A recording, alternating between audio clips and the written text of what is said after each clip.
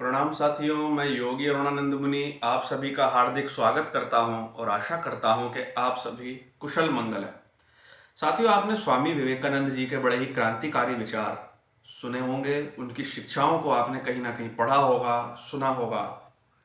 स्वामी जी जो थे अपने आप में भारतवर्ष की ही नहीं बल्कि विश्व की एक महान विभूति रहे और उन्होंने आत्मज्ञान का प्रचार किया, वेदांत का प्रचार किया। और उस समय किया जिस समय भारत जो है गुलामी की जंजीरों में जकड़ा था और मानसिक रूप से पीड़ित था। तो आज हम बताने जा रहे हैं इस वीडियो के माध्यम से कि स्वामी जी ने नाड़ी शुद्धि करने का तरीका क्या बताया। नाड़ी शुद्धि का अर्थ क्या है, नाड़ियां पहले क्या है, इसको समझ लेंगे हम। हमारे शरीर के अंदर कुछ रास्ते हैं, कुछ जाल हैं, कुछ पाथवेज हैं जिनसे प्राण बहता है। यानी प्राण क्या है? प्राण शक्ति है जो श्वास के साथ आता है और श्वास के साथ ही बाहर चला जाता है। एक वीडियो में मैं पहले भी बता चुका हूं कि प्राण ऑक्सीजन नहीं है। कुछ लोग प्राण को ऑक्सीजन यानी गैस समझ लेते हैं। नहीं, प्राण ऑक्सीजन नहीं है, क्योंकि ऑक्सीजन सिलेंडर अस्पताल में भी मौजूद होते हैं। मरीज मर जाता है, रोगी मर जाता है, लेकिन मृत व्यक्ति ऑक्सीजन सिलेंडर से जिंदा होता नहीं है। क्यों? क्योंकि प्राण ही जीवनी शक्ति है। तो यानी जो वाइटल फोर्स है, जो अदृश्य शक्ति है, जो इस जगत को चला रही है, उसका नाम प्राण है। तो प्राण जो है, प्राण के बहने का जो रास्ता है, जैसे नाली के अंदर पानी बहता है, पाइपलाइंस के अंदर पानी बहता है, उसी तरह से नाड़ी रूपी पाइपलाइन के अंदर प्राण बहता है। तो उस प्राण के बहने के रास्ते का शुद्धिकरण करना, सफाई करना नाड़ी शुद्धि कहलाती है। अब प्राणायाम से पहले हमेशा नाड़ी शुद्धि करने का विधान है। हालांकि कुछ लोग इसकी आवश्यकता नहीं समझते। स्वामी श्री विवेकानंद जी ने अपने राजयोग नामक पुस्तक में इसका जिक्र किया है। वो क्या लिखते हैं? उन्होंने आचार्य शंकर यानी स्वामी शंकराचार्य जी का उदाहरण दिया है, जिनको हम जगत गुरु शंकराचार्य या आदि गुरु शंकराचार्य के नाम से भी जानते हैं। उन्होंने कहा है कि जो स्वयं श्री शंकराचार्य जी ने श्वेताश्वतर उपनिषद की भाष्य में इसका जिक्र किया है, तो मैं इसको बताने से कैसे चूक सकता हूँ, यानी कि इसको मैं हल्के में नहीं ले सकता। तो नाड़ी शुद्धि में आपको बता रहा हूँ। तो साथियों, नाड़ी शुद्धि करने का जो विधान है वो स्वामी श्री विवेकानंद जी का और स्वामी श्री शंकराचार्य जी का, दोनों का एक ही है। तो स्वामी श्री शंकराचार्य जी ने श्वेताश्वतर उपनिषद के भाष्य में, जिसको शांकर भाष्य के नाम से जाना जाता है, द्वितीय अध्याय में इस बात का जिक्र किया है कि साधक को नाड़ी शुद्धि कैसे करनी चाहिए, यानी कि प्राणायाम से पहले नाड़ी शुद्धि करनी चाहिए ताकि आपकी नाड़ियां शुद्ध हो जाए और प्राणायाम बराबर से हो सके।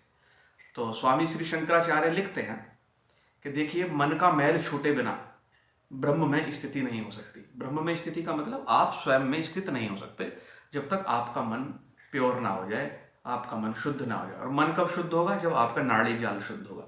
क्योंकि जो भी आप बुरे कर्म करते हैं, जो भी आप अच्छे कर्म करते हैं, वो आपके नर्वस सिस्टम में या सूक्ष्म नाड़ी जाल में आकर संस्कारों के रूप में इकट्ठे होते हैं। तो वहाँ से उसकी प्योरिटी होनी बहुत जरूरी हो जाती है। तो सवाल पैदा होता है कि नाड़ी शुद्धि करनी कैसे? बहुत सिंपल सी तरीका है, बहुत साधारण सा तरीका है साथियों। आप इस तरीके को जानते भी हैं, लेकिन इसमें थोड़ा सा बस जोड़ करना है। तो करना क्या है? सबसे पहले कमर सीधी करके आपको बैठ जाना है। कमर सीधी रहेगी और सरलता के साथ बैठेंगे। अपना जो राइट नॉस्ट्रिल है, दायां नथुना है, उसको अंगूठे से बंद कर लेंगे और वाम नासिका से, लेफ्ट नॉस्ट्रिल से धीरे धीरे श्वास खींचेंगे। यथाशक्ति जितना खींच सकते हैं आराम से उतना खींचेंगे और बिना रोके तुरंत राइट नॉस्ट्रिल से श्वास निकाल देंगे और लेफ्ट नॉस्ट्रिल को बंद कर लेंगे।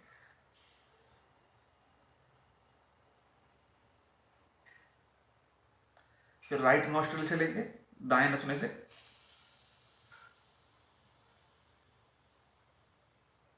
बिना रोके तुरंत निकाल देंगे।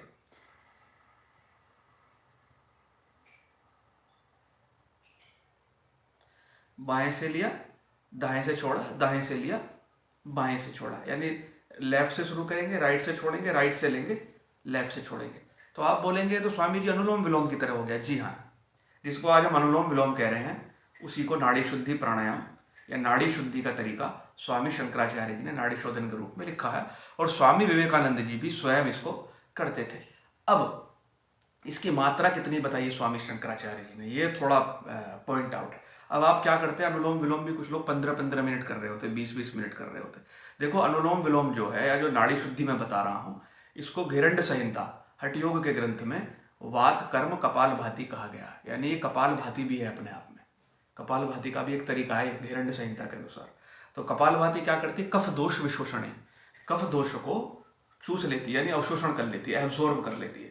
और बॉडी को चलाने के लिए कफ दोष भी बहुत जरूरी है। अब ज़्यादा मात्रा में अगर आप इसको करेंगे तो आपके अंदर कफ दोष असंतुलित होने लगेगा, जिससे अनेक बीमारियां होने का भविष्य में खतरा रहता है। तो कितनी मात्रा शंकराचार्य जी ने बताई है, उन्होंने पहले समय बताया है। सुबह करना है प्रातःकाल में, दोपहर में करना है, इवनिंग में करना है और रात्रि काल में करना है, यानी 4 टाइम उन्होंने बताया, सुबह दोपहर शाम रात। और कितनी मात्रा बताई है, 3 राउंड से 5 राउंड, यानी कि प्रातःकाल 3 प्राणायाम अथवा 5 प्राणायाम, फिर दोपहर में 3 प्राणायाम या 5 प्राणायाम, फिर शाम को 3 प्राणायाम अथवा 5 प्राणायाम और रात को 3 प्राणायाम अथवा 5 प्राणायाम। यानी कि अगर आप 3-3 की मात्रा से करते हैं तो कुल 12 चरण आपके हो गए, 12 राउंड हो गए। और 5 की तरह से करते हैं तो पूरे दिन में आपके 20 राउंड हो गए। तो आप बोलोगे इससे कैसे हमारी नाड़ी शुद्धि हो जाएगी, तो मैं आपको बता देता हूँ। महापुरुषों ने जो संख्या नियत की है तो बड़ी सोच समझ के नियत की है।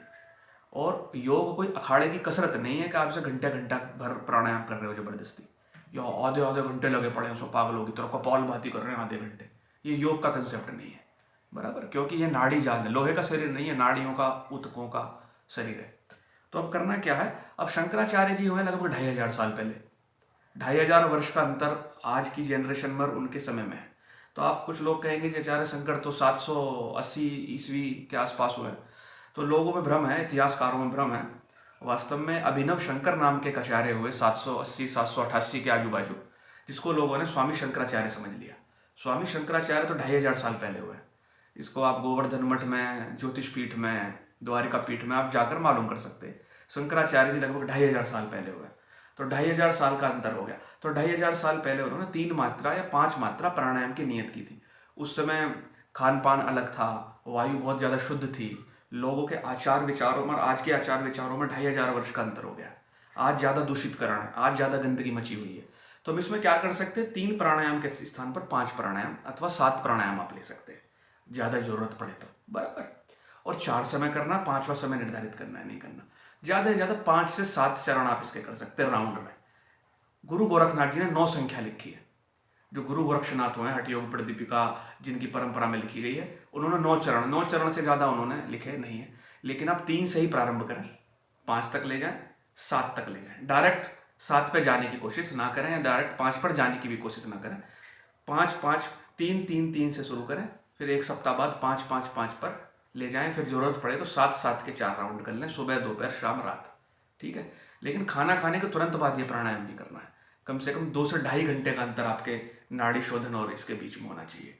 अगर आपको ध्यान में बैठना है तो 3 राउंड इसके करके ध्यान में बैठ जाओ, आपको बहुत शांति मिलेगी, आपका नर्वस सिस्टम रिलैक्स हो जाएगा, आपके शरीर के अंदर जो हलन चलन है, बेचैनी, वो शांत हो जाएगी, माइंड की वेव्स शांत होने लगेगी, बहुत अच्छा लगेगा आपको।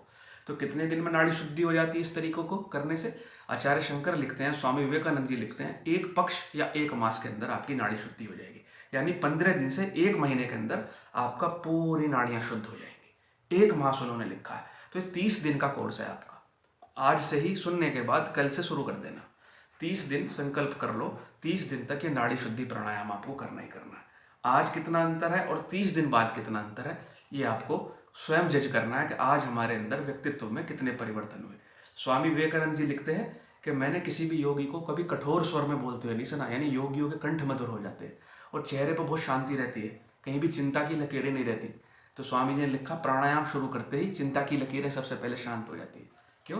क्योंकि चिंता क्या है, that is the bad energy जो आपके अंदर स्टोर हो चुकी है, वो रिलीज होने लगती है। समझ गए ना?